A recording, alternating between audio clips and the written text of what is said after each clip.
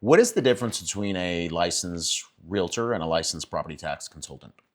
Yeah, I would say the biggest difference is a realtor, their main objective is to make the transaction happen for your house, right? So they're either out there looking for a house for you and trying to get it at a fair market value for you, or they're out there trying to sell your property at top dollar.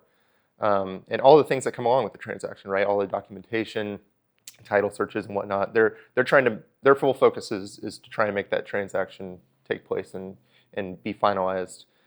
They likely don't know the ins and outs of the property tax system like a tax consultant would. Now, what about from a valuation standpoint? What do they do differently that we do?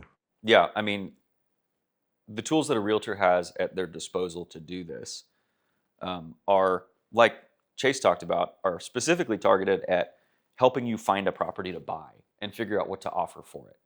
So any comparable analysis they do is oriented toward that. Whereas what we do is we take data from a number of different sources that helps us break a property down into its components and put values on those components.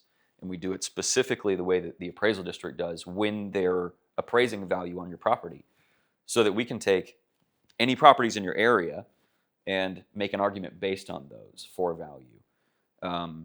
When a realtor pulls a comparative market analysis, which is CMA is what they'll call that, it's going to be pretty high level, 50,000 foot view, kind of generic. This property is in a similar size and somewhere around this particular value or something like that.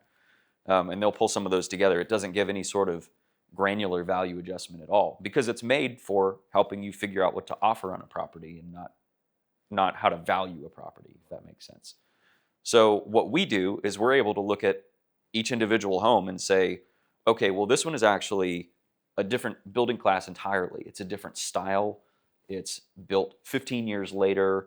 It was remodeled even more recently than that. So it's really not a good comparison to use for getting your protest done and getting your value reduced.